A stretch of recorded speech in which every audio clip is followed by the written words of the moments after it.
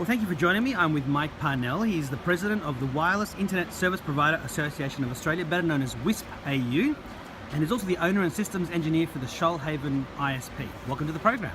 Thank you very much, and thanks for the opportunity. Now, just before we go on, I thought I'd ask you to please tell us about WISP AU, who it represents and where your members and their customers are around Australia. The Wireless Internet Service Provider Association of Australia. We're pretty new. We were put together last November. That is new. And I was selected the president of the association, or to represent the association as president, just a short time ago. Now the members are growing, and it seems to be like a very rapid startup. And every time there's a little bit of publicity, we seem to get a surge of new members. How many coming members in. are there in total at the moment? I think that we're over 40 Yeah. now, which is pretty interesting. And I think I heard you represent 200,000 customers around Australia. We put our figures together and we thought that we would impact on at least 200,000 customers in regional Australia. And this is across regional Australia. Across regional Australia. Now, it's in fact, the thoughts were maybe much higher than this. Sure. The investment that the ISPs have put into this, and the customers as well, it's two sides here, may exceed $200 million in regional Australia. And I heard this is investment, and you're covering areas that the traditional telcos aren't covering. You're providing services where they can't otherwise get it, Yes, unless presumably it's by grade satellite. of services, because one where there's absence of services, we can fill those in, but also where you have services such as NBN which cannot meet the demand for the businesses or companies that want to work in regional Australia. Now they have an option: fix it or move to a different area. And our members are fixing it. And we have very much on the leading edge of technology. Gone are the days of Wi-Fi or whatever. These days it's synchronized TDD systems, which are extremely resilient, reliable. They never go down. Now, we were here today at ACMA's 3.6 gigahertz spectrum tune-up event. This has come in between ACMA's consultation paper on the 3.6 gigahertz spectrum frequency and also the August deadline for submissions. And we had speakers from Telstra and Vodafone. We had a gentleman from the Comms Alliance talking about all the satellites, and you were there along with a lady by the name of Linda, also one of the WISP executive, talking about how the 3.6 gigahertz spectrum would affect 5G services. So what is the story behind what this proposed change means for WISP members? We believe that they're attempting to hold the bush to ransom. Significantly, the only options presented to us were described in the meeting as scorched earth. It was likened to burning out a cane field to get rid of the rats, and that's what ACMA's proceeding. And is this because the 3.6 gigahertz spectrum is what your members have been using for, I don't know, the past decade or so, or for I'm not sure how long a period of time, but some time, to provide these wireless services, and now the proposal is to usurp that spectrum for traditional 5G and mobile broadband, which sort of would then interfere with your ability to provide services to your members? Yeah, I think the elephant in the room is missing here, in that we have an example of what happened in 700 megs, where the bush was cleaned out of analog TV. Everyone bought new TV. The spectrum was sold, and the people that bought it said they won't be servicing the bush. There's no commercial argument to move out there. So for next, and there was also no opportunity for your members to be able to use that. It's spectrum. gone. It's gone. Now, if that company is sold, it'll then be owned by an overseas company. So not only is it not being used in regional Australia, it's potentially Australia could use its sovereign right over that spectrum. Now, I don't believe this is the objective of our government.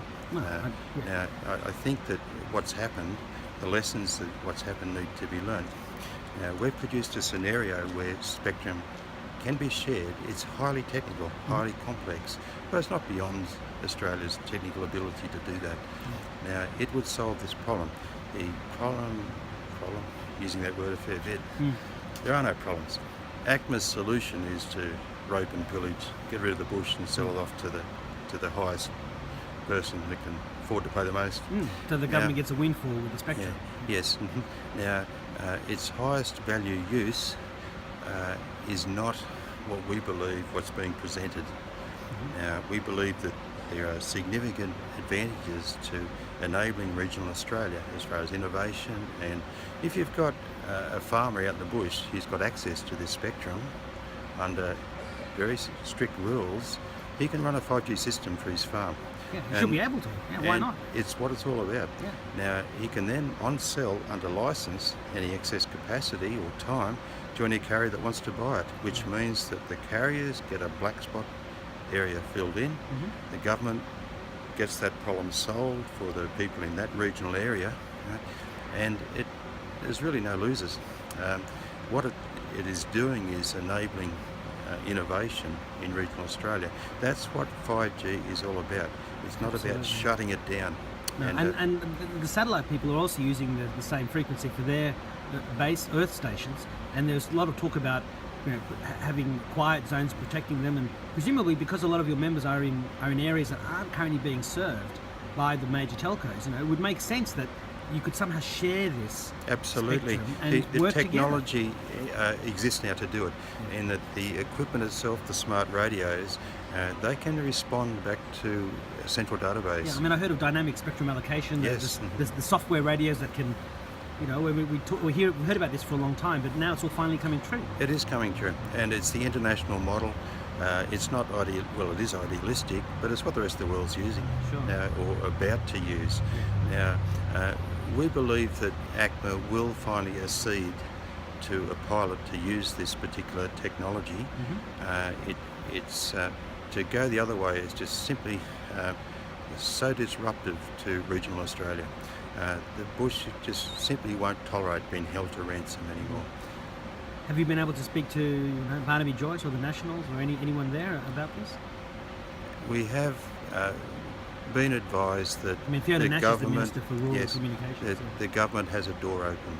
Yeah. Well, that's great. But right now we're working through with the regulator, and we believe that this project is extremely complex. And once we get over that hurdle, I don't think there's going to be an issue. But if for nothing else, for Australia's sovereign power, the government needs to be able to control that spectrum. Now, selling it off to an overseas company, that's not controlling it. Taking not so much a windfall, because there's more money to be made the other way, but it's just clean and neat, and no one has to do any work.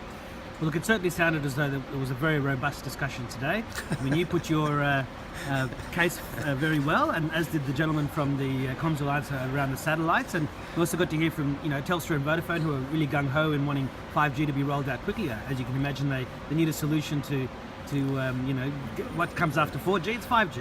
But we all need to be working together. We all live on the planet together. So presumably the discussions today, even though they're still in progress, have they given you confidence that this issue can be resolved? We have to go back into conference for a few more hours, and I'm sure that we'll have a result. So do you have any final messages for ITY viewers and readers, and for anyone else in ACMA or the government watching this presentation? Absolutely. If you're from the bush, we've got to win this battle.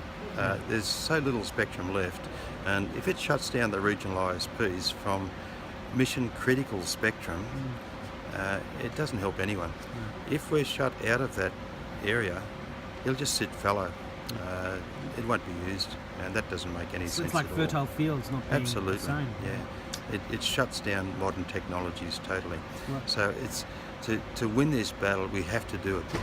Now, we'll take it in this forum and keep going in this forum, and we have far more passionate and probably abusive members than me who can take it up if I stumble. Yeah.